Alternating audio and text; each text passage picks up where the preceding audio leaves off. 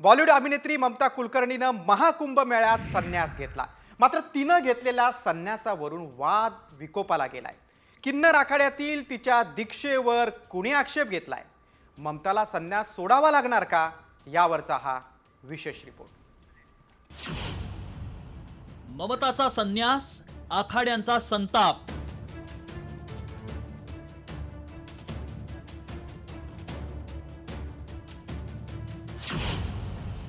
संन्यासानंतरही ममताची वादापासून मुक्ती नाहीच.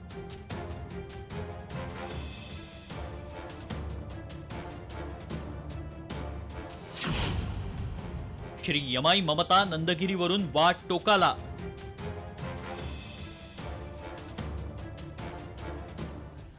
जगात काही लोक अशी असतात की वादाचं आणि त्यांचं नातं आयुष्यभराचं असतं. त्यातलीच एकेकाळी बॉलिवूड गाजवणारी ममता कुलकर्णी. ममताचं आत्तापर्यंतचं आयुष्य वादांनी भरलेलं होतं.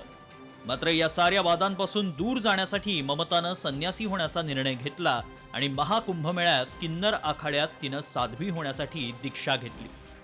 काम, क्रोध, राग आणि लोभापासून मुक्ती मिळवण्यासाठी कुलकर्ण्यांची ममता श्री यमाई ममता नंदगिरी झाली आणि त्यावरूनच वाद विकोपाला गेला.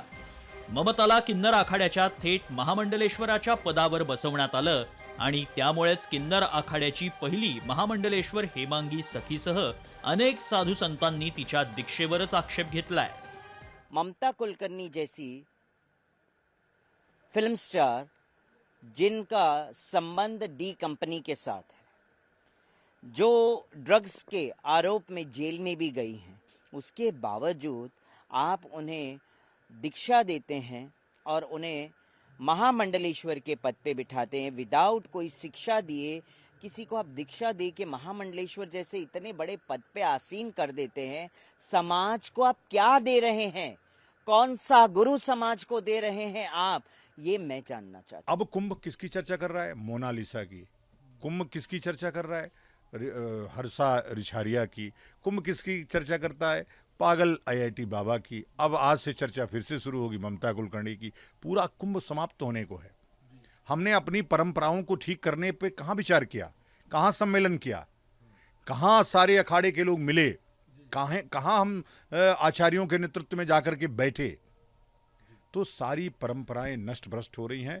मैं वही चाहता हूं कि इस पे सरकार को भी हस्तक्षेप करना चाहिए. ममताचा संन्यास नेमका कशामुळे वादात आला पाहूया. ममतानं धर्मशास्त्राची कोणतीही शिक्षा न घेता दीक्षा घेतली. स्त्री असूनही किन्नर आखाड्यात दीक्षा देण्यावर आक्षेप. कोणतीही धार्मिक प्रक्रिया पूर्ण न करता थेट महामंडलेश्वर पदावर कशी? ड्रग्ज आणि दाऊदशी नाव जोडलं गेलेल्या वादग्रस्त ममताला एवढं मोठं पद का दिलं? असे अनेक प्रश्न ममतानं घेतलेल्या संन्यासावर उपस्थित करण्यात आलेत. बॉलिवूडमध्ये असताना ममता कुलकर्णी सतत कोणत्या ना कोणत्या कारणानं वादात होतीच. तिनं अचानक बॉलिवूडमधून एक्झिट घेतली. नंतर तिचं नाव थेट एका ड्रग्ज रॅकेटशी जोडलं गेलं आणि पुन्हा ती चर्चेत आली होती. मात्र मधल्या दशकभरात ममता पूर्णपणे गायब होती. एकेकाळी तोकड्या कपड्यांमध्ये डान्स करून चाहत्यांना घायाळ करणारी ममता दीर्घकाळानंतर अवतरली ती थेट भगव्या वस्त्रांमधील श्री यमाई ममता नंदगिरी म्हणूनच. त्यागाची भावना घेऊन वादांपासून दूर जाण्यासाठी ममतानं संन्यास घेतला खरा, मात्र वाद काही तिचा त्याग करायला तयार नाही. ब्युरो रिपोर्ट, साम टीव्ही. ममता कुलकर्णीवरच्या स्पेशल रिपोर्ट नंतर महाकुंभ मेळ्यातून आणखीन एक घडामोड आहे.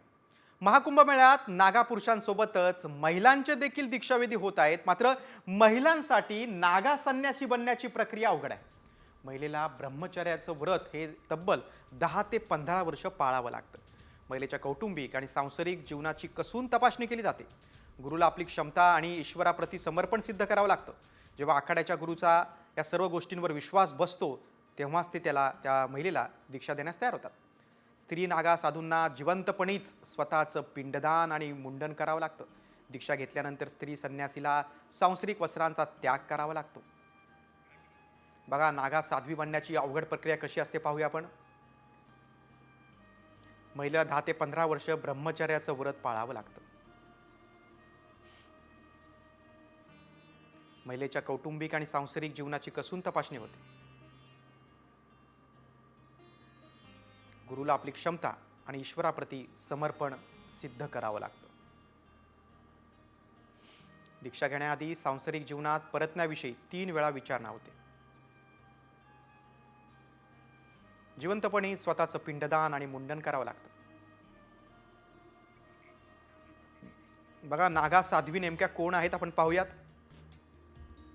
आध्यात्मिक ध्यान प्राप्त करण्यासाठी सांसारिक जीवनाचा त्याग. नागा साध्वींना अवधूतानी किंवा माई म्हणतात. जुन्या आखाड्यात नागा साध्वींची संख्या हजारोंच्या घरात आहे. जुन्या आखाड्यात नागा साध्वींची संख्या खूप आहे. शाही स्नानाच्या दिवशी पालखीतून त्या प्रवास करतात. कुंभमेळ्यातली आणखीन एक घटना. प्रयागराजमध्ये सुरू असलेल्या महाकुंभमेळ्यात विश्व हिंदू परिषदेने आता मोठी घोषणा केली. 3 मुलं जन्माला घालण्याचा सल्ला या बैठकीत विश्व हिंदू परिषदेनं दिलाय. देशभरातील हिंदू मंदिरांना सरकारी नियंत्रणातून मुक्त करण्याची मागणी सुद्धा या बैठकीतून करण्यात आली. तसंच वक्फ बोर्डाच्या शक्तींवर नियंत्रण अशा अनेक विषयांवर या बैठकीत चर्चा झाली. अयोध्येच्या राम मंदिराप्रमाणेच काशी आणि मथुरेतल्या मंदिरांसाठी प्रयत्न सुरू राहणार असल्याचं विश्व हिंदू परिषदेनं म्हटलंय.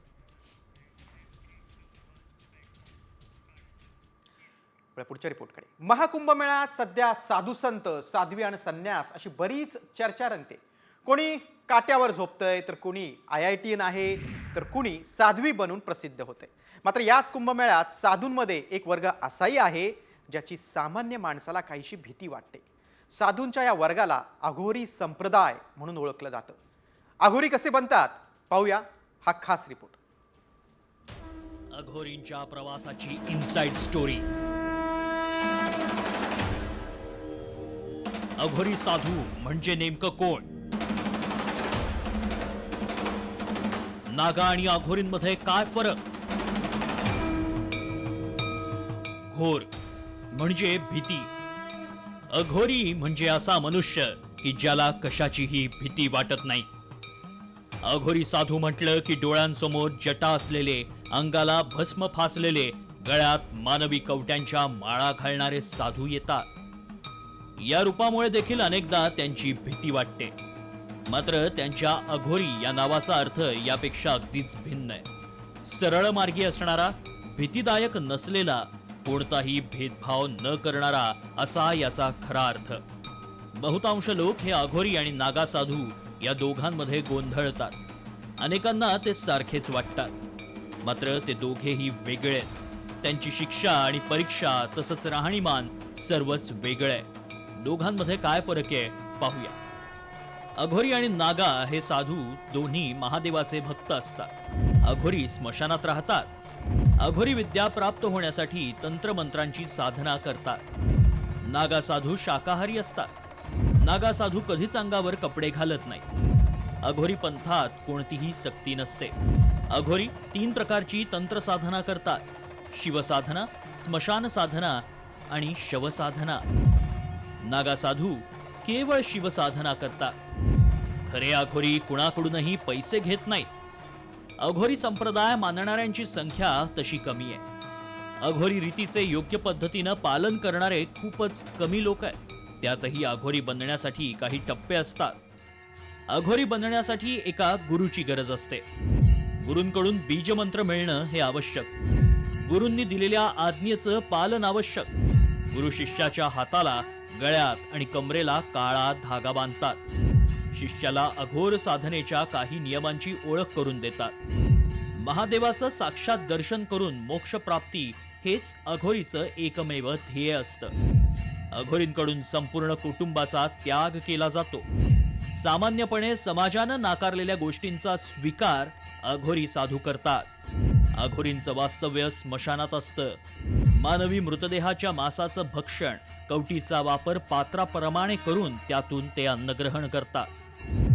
अघोरी साधू हे मान, अपमान, मोह, माया, मत्सर, काम, ईर्षा, प्रेम, द्वेष या सगळ्या भावनांच्या पलीकडे गेलेले असतात. एकूणच काय तर ते वैरागी असतात. महादेवांप्रमाणेच स्मशानातील भस्म ते शरीराला फासतात. यंदाचा कुंभमेळा हा अनेक अर्थांनी खास आहे. कुठे मॉडेल साध्वी तर कुठे अभिनेत्रीला दीक्षा दिल्यानं वाद उफाळतायत। मात्र या सगळ्यात मुख्य प्रवाहापासून अलिप्त राहून अघोरी साधू साधनेत लीन असल्याचंही दिसतं। भारतीय संस्कृतीचं हेच वैविध्य आहे। ब्युरो रिपोर्ट, साम टीव्ही। अघोरींच्या प्रवासाची इनसाइड स्टोरी आपण पाहिली। कुंभमेळ्यातील आणखीन एक घटना, प्रयागराजच्या महाकुंभमेळ्यातील आणखीन एक व्हिडिओने आता सोशल मीडियावर धुमाकूळ घातलाय। कुंभमेळ्यातील एका भंडाऱ्यात जेवण करणारी ही व्यक्ती हॅरी पॉटर म्हणजे डॅनियल रॅडक्लिफ असल्याचा दावा करण्यात येतोय। मात्र ती व्यक्ती डॅनियल नसून महाकुंभात सहभागी झालेला एक सर्वसाधारण भक्त आहे। महाकुंभमेळा सुरू झाल्यापासून सोशल मीडियावर अनेक व्हिडिओ व्हायरल होत आहेत, त्यातला हा एक व्हिडिओ आहे।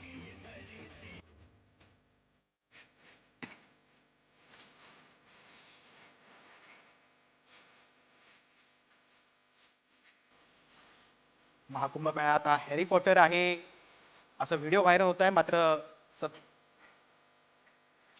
सत्य असं आहे की हा एक सामान्य तिथला कुंभमेळा पाहायला आलेला एक भाविक आहे। महाकुंभ मेळ्यातल्या काही घडामोडींचा वेध आपण घेतला। आता वळूया आपण पद्म पुरस्कारांकडे। मनोहर जोशींना मरणोत्तर पद्मभूषण पुरस्कार जाहीर झालेला आहे। पद्म पुरस्कारांची केंद्र सरकारकडून घोषणा करण्यात आलेली आहे। शिवसेनेचे दिवंगत ज्येष्ठ नेते माजी लोकसभा अध्यक्ष मनोहर जोशींना मरणोत्तर पद्मभूषण पुरस्कार जाहीर झालेला आहे। पद्म पुरस्कारांची केंद्र सरकारकडून घोषणा करण्यात आलेली आहे। त्यामध्ये मनोहर जोशींना देखील पद्म पुरस्कार जाहीर झालेला आहे। मनोहर जोशी हे महाराष्ट्राचे माजी मुख्यमंत्री आहेत।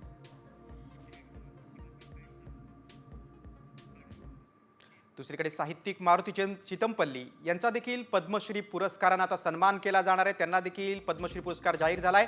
तर दुसरीकडे सामाजिक क्षेत्रात काम करणाऱ्या धुळ्याच्या चैत्राम पवार यांचाही पद्मश्री पुरस्काराने गौरव होणार आहे। तसंच मेडिसिन होमिओपॅथीमध्ये काम करणाऱ्या विलास डांगरे यांनाही पद्मश्री पुरस्कार जाहीर झालाय।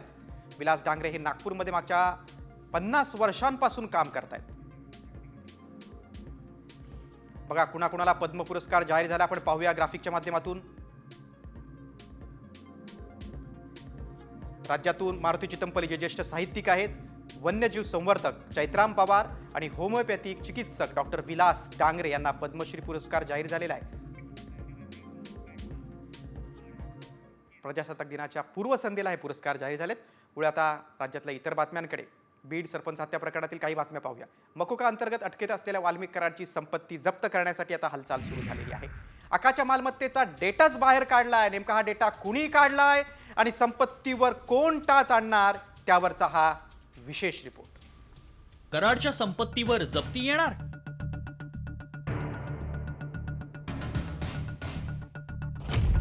संपत्ती जप्तीसाठी एसआयटीच्या हालचाली।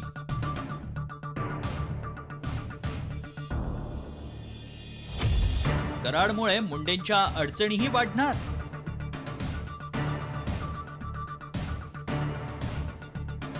सरपंच हत्या प्रकरणाशी संबंधित खंडणी प्रकरणी आधीच मकोका लागलेल्या वाल्मिक कराडच्या अडचणी वाढायला आता सुरुवात झाली आहे।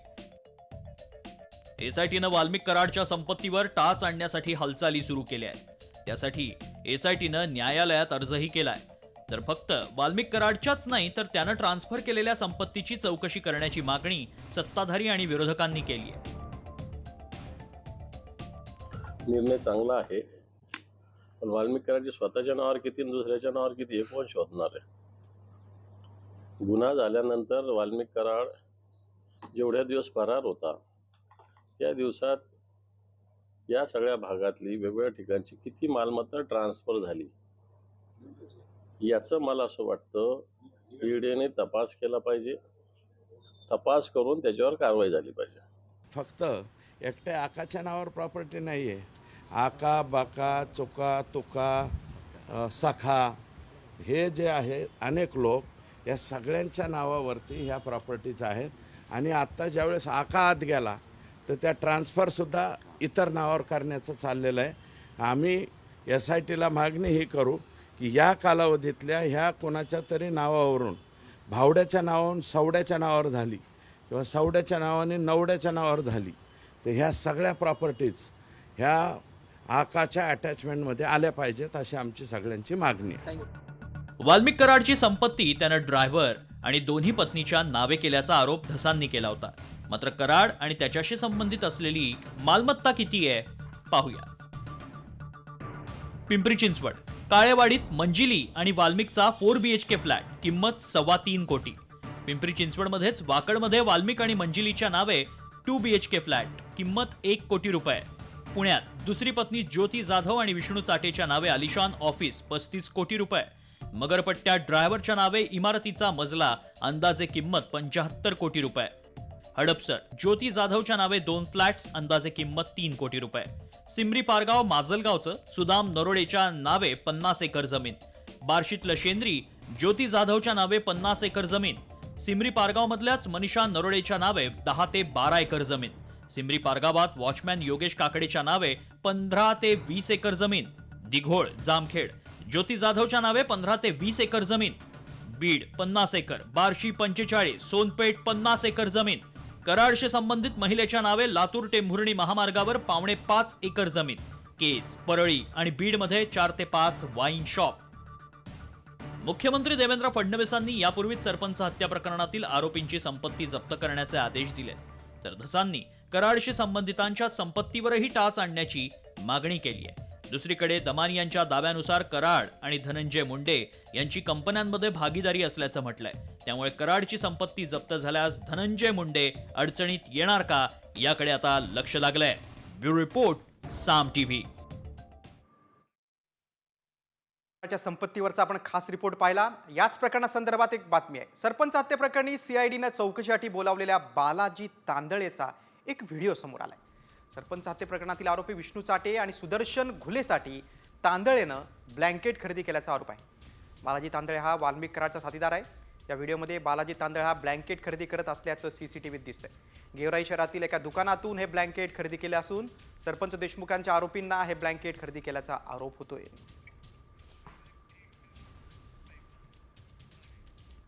पुढच्या रिपोर्टमध्ये गेल्या 3 दिवसांपासून वाल्मिक कराड बीडच्या जिल्हा रुग्णालयात ICU मध्ये आहे. कराडला पोटदुखीचा त्रास असल्याचं सांगितलं जातंय, मात्र त्यावरून नवा वाद पेटलाय. कराडची पोटदुखी खरी आहे की खोटी, यावरचा हा स्पेशल रिपोर्ट. पोटदुखीचा त्रास की जेलवारी टाळण्याचा प्लॅन.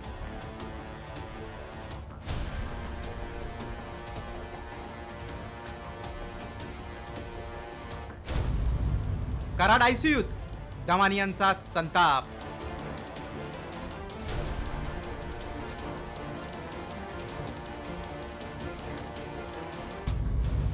कराडची रिपोर्ट सार्वजनिक करा.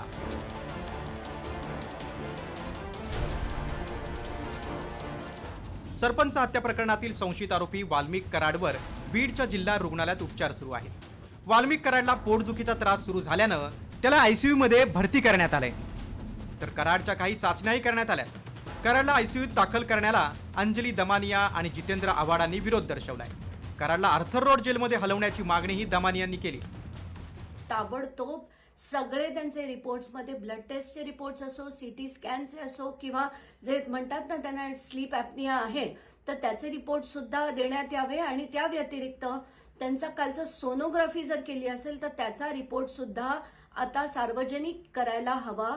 आणि खरं तर ज्या मिनिटाला ते योग्य असतील आणि अगदी व्यवस्थित निघतील, कारण माझी खात्री आहे की त्यांना काहीही झालेलं नाहीये, तर त्यांना ताबडतोब आर्थर रोडमध्ये हलवण्यात यावं. आता मिस्टर कराड हॉस्पिटलमध्ये येऊन झोपलेत, हे सगळी सोय सरकारने करून ठेवली आहे. पोलिसांनी याच्यात पोलिसांचा काय दोष नाही हो. आपण उगाच पोलिसांचा वरती बदनाम करत असतो. राजकीय हस्तक्षेप आणि राजकीय दबाव हा इतका वाढला आहे की पोलीस तरी बिचारे काय करणार. वाल्मिक कराडला बीड जिल्हा रुग्णालयाच्या ICUत का नेलं पाहूयात. कराडला पोटदुखी सुरू झाली.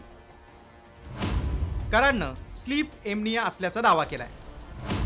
कराडच्या छातीचा CT स्कॅनही करण्यात आला. बुधवारी बीड न्यायालयानं कराडची CID कोठडी संपवून 14 दिवसांची न्यायालयीन कोठडी सुनावली. मात्र कराडला ICUत हलवण्यात आलंय.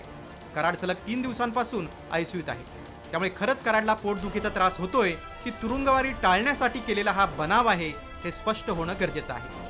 त्यामुळे दमानी यांच्या मागणीनुसार कराडचे रिपोर्ट सार्वजनिक केले जाणार का, आणि राजकीय दबाव झुगारण्यासाठी कराडला आर्थर रोड तुरुंगात हलवलं जाणार का, याकडे राज्याचं लक्ष लागलंय. ब्युरो रिपोर्ट, साम टीव्ही न्यूज. कराडच्या या आजारपणावरच्या रिपोर्ट नंतर आता वळूया आपण जन आक्रोश मोर्चाकडे. मुंबईतही मेट्रो सिनेमा ते आझाद मैदानादरम्यान जनआक्रोश मोर्चा काढण्यात आला. सरपंच संतोष देशमुखांच्या आरोपींना फाशीची शिक्षा देण्याच्या मागणीसाठी राज्यभरात ठिकठिकाणी जनआक्रोश मोर्चे काढण्यात आले होते. आज मुंबईत देखील निघालेल्या जनआक्रोश मोर्चात हजारो नागरिक सहभागी झाले. संतोष देशमुख यांचे भाऊ धनंजय देशमुख, मुलगी वैभवी देशमुख आणि मुलगा विराज देशमुख या मोर्चात सहभागी झाले. यावेळी त्यांनी आरोपींना फाशीची शिक्षा देण्याची मागणी केली. तो स्वर्गीय आरोपींचे जे त्यांना भय देणारे आहेत किंवा त्यांच्या जे सोबत आहेत ते दुसरीकडे ते त्या कुठले तरी आरोपीची जात काढतायत आणि त्याच्यामध्ये जातीवाद करून भांडण लावायचा प्रयत्न करतायत. त्यांना माझी एकच विनंती आहे, ज्यांनी माझ्या वडिलांची हत्या केली आहे त्या लोकांमध्ये तुम्ही गुंड न बघता त्यांच्यामध्ये जातीवाद कशामुळे बघतायत? माझ्या वडिलांची जी क्रूरपणे हत्या केली आहे, त्यांच्यावर जो अन्याय झालाय, त्यांचे जे आरोपी आहेत त्यांना कठोरात कठोर शिक्षा ही झालीच पाहिजे.